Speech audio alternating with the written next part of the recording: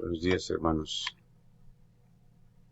Hoy quiero hablar sobre la formación del Nuevo Testamento y esta presentación va a ser más corta que las demás porque hasta cierto punto la formación del Nuevo Testamento es un proceso un poco menos complicado que la formación del Antiguo Testamento, por lo menos en lo que concierne a la duración del proceso y a los libros que llevaron a su aceptación en las diferentes comunidades cristianas.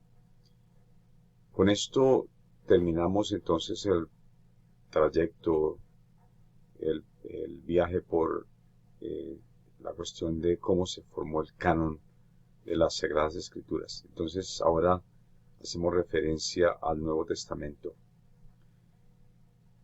Es claro que cuando uno examina el Nuevo Testamento en sí mismo, no hay una lista. No, bueno, hay una lista en los índices de cómo las Biblias son impresas hoy en día, pero en la Biblia misma, en los documentos en sí, en los documentos propios, no hay una lista. Alguien que en la antigüedad haya dicho es necesario incorporar una lista de los documentos que las iglesias aceptan. Lo que tenemos ahí, los 27 documentos, bueno, son ya tradicionales, están ahí hace muchísimo tiempo, pero no están ahí porque haya una lista dentro de del libro mismo, ¿no?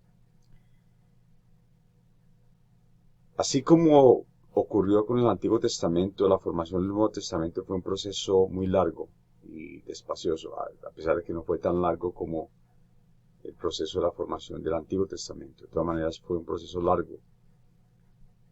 Hasta el año 400 de la era cristiana, varias iglesias usaron diferentes cánones, ¿no?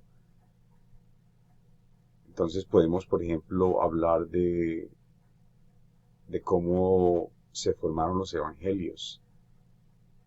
Ustedes han participado en unos de las reuniones que hemos hecho ya online y hemos hablado acerca de las teorías de la formación de los evangelios. Lo que los estudiosos piensan hoy en día es que diferentes comunidades tenían acceso a un evangelio. Por ejemplo, es muy común hoy en día en la literatura de los estudiosos decir que el evangelio de Juan estaba disponible allá por Asia Menor, en la comunidad de Éfeso. Y en fin, cada comunidad tenía un evangelio. Era, yo creo que muy raro que una comunidad tuviera los 4 evangelios. Eso fue un proceso que finalmente se dio después de un proceso largo. Los primeros escritos del Nuevo Testamento en ser compuestos fueron las cartas de Pablo. Aquí los estudiosos están en completo acuerdo. No fueron los evangelios, fueron las cartas paulinas, ¿no? Entonces, la primera carta, los estudiosos consideran que fue de los documentos que están hoy en día en el Nuevo Testamento, fue Primera de Tesalonicenses. Y luego siguieron cartas como las cartas a los Corintios, y luego vino Gálatas, y allá muy al final, tal vez de su vida, Pablo escribió el libro de los Romanos. Y por allá por el año 70, tal vez el año 75, el año 80, tal vez un poquito antes, pero no mucho, fue cuando se escribió el primer evangelio. Y aquí los estudiosos nuevamente están de acuerdo de que el primer evangelio fue el evangelio de Marcos, seguido posiblemente por el evangelio de Mateo, luego Lucas, y allá por finales del primer siglo, por allá por el año 90, entre el año 90 y el año 100, el evangelio de Juan fue el último, de los canónicos. Y los evangelios fueron aceptados poco a poco en las comunidades, porque se pensó que los evangelios eran memorias de los apóstoles. Los evangelios en sí mismos no nos dicen quién los escribió, tal vez con excepción del evangelio de Lucas, que los estudiosos ven como una obra en 2 volúmenes, ¿no? Y nos da un poco más de evidencia interna de que el evangelio fue compuesto por una persona llamada Lucas, un discípulo gentil, no judío, que estaba escribiéndole a su patrocinador, una persona de nombre Teófilo. Pero los otros 3 evangelios en la realidad son anónimos. El evangelio de Marcos no nos dice quién lo escribió. Esos nombres son tradicionales, pero no significan que esos son los nombres de los autores, ¿no? El evangelio de Marcos, el evangelio de Mateo, el evangelio de Juan son anónimos. Aparte de eso, hubo otros evangelios. Evangelios tal como el famoso evangelio de Tomás. Tal vez algunos de ustedes hayan oído hablar del evangelio de Tomás, que fue descubierto allá por 1947, creo, 45, 46, 47, uno de esos 3 años. Fue descubierto en Egipto, un evangelio escrito en el idioma copto, y un evangelio que era aparentemente conocido en la antigüedad y que algunos estudiosos, pero no muchos, no hay un gran consenso a ese respecto. Muchos estudiosos consideran que tal vez pudo haber sido hasta el primer evangelio. Él consiste en 114 dichos de Jesús, o sea, frases, ¿no? El evangelio de Tomás no tiene una estructura narrativa como los otros evangelios, ¿no? Los otros evangelios, los 4 canónicos, se leen como una narrativa, como una historia. El evangelio de Tomás consiste en dichos, ¿no? Que reunidos de Jesús. Por ejemplo, alguien le hace una pregunta y Jesús responde, o Jesús dice una cosa corta, habla respecto del reino de los cielos, en fin. Y el evangelio se llama así porque la persona principal es el discípulo Tomás. Bueno, y aparte de Tomás hay otros evangelios que también no fueron aceptados en el canon, pero que existían en la antigüedad, tal vez escritos ya por el siglo II, III, el evangelio de María Magdalena, inclusive hasta un evangelio de Judas, que fue hecho público no hace mucho tiempo, tal vez algunos años. Es claro que esos evangelios no están en el canon, no fueron finalmente canonizados, pero existen. En el próximo punto encontramos nuevamente el nombre del obispo Atanasio, que nos da la lista de los libros que aparecen en el Nuevo Testamento tal y como está. También en una lista, en esa carta de Pascua que escribió allá por el año 367. Y el obispo incluye los 27 libros que ahora están. Entonces lo que podemos decir nuevamente al respecto de ese proceso es que hubo iglesias, o mejor dicho, que Dios condujo a las iglesias a reconocer un conjunto de libros, pero que hubo desavenencias, diferencias con respecto a los libros, a algunos de los libros, ¿no?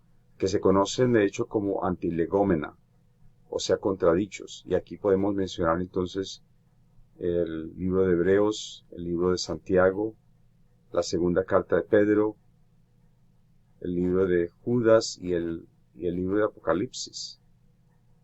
entre el final del siglo I, o sea, ya por el año 100, hasta mediados del siglo IV, o sea, 350, hubo algunas listas que se publicaron, y esas listas no contenían algunos de estos libros que ya hemos mencionado, ¿no? Entonces, algunas listas excluían algunos de esos libros, ¿no? Por ejemplo, el libro de Hebreos era considerado como muy amarrado todavía al idioma hebreo, que no al idioma, sino a la cultura hebrea. El libro de Santiago, a su vez, no aparecía en algunas listas. Inclusive se puede decir que hasta el siglo XVI, en la Reforma Protestante, el reformador Martín Lutero, a él no le gustaba mucho el libro de Santiago. De hecho, lo quería excluir. Y no lo pudo hacer, es claro. Y por eso permanece todavía.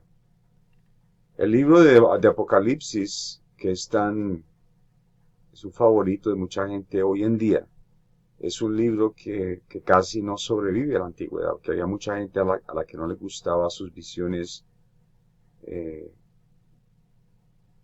Prácticamente era considerado un libro muy bizarro, un libro muy extraño, y por eso algunas personas lo excluyeron, de hecho. Bueno, hablemos entonces con respecto al número y orden de los libros, los cánones. El texto masorético, el texto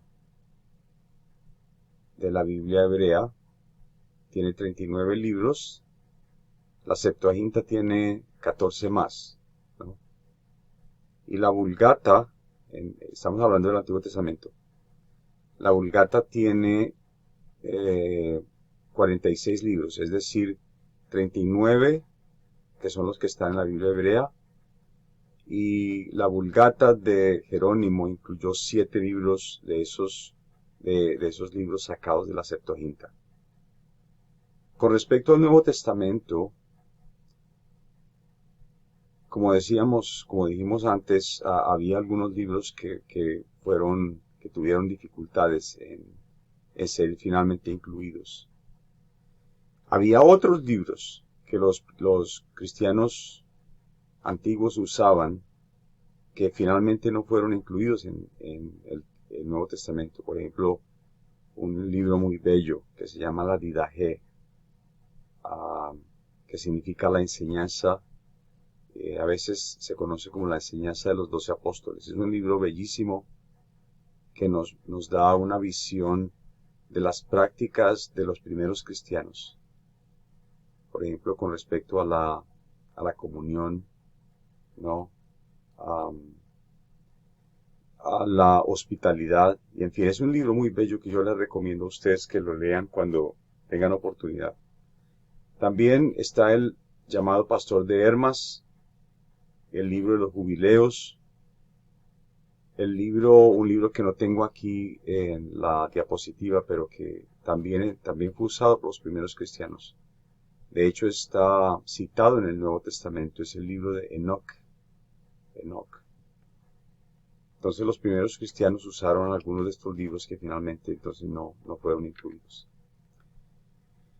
Bueno, con respecto al número de los libros, del orden de los libros, las Biblias en español católicas usan el número y el orden de la Vulgata. Tanto para el Antiguo Testamento, eso es verdad especialmente, o sea, primordialmente o solamente para el Antiguo Testamento. Las Biblias protestantes usan para el Antiguo Testamento el número de los libros de la Biblia hebrea, o sea, los 39, y el orden de la Vulgata, el orden que Jerónimo heredó de la Septuaginta, que usó para organizar los libros del Antiguo Testamento en su traducción al latín, Y las Biblias, tanto católicas como protestantes, usan el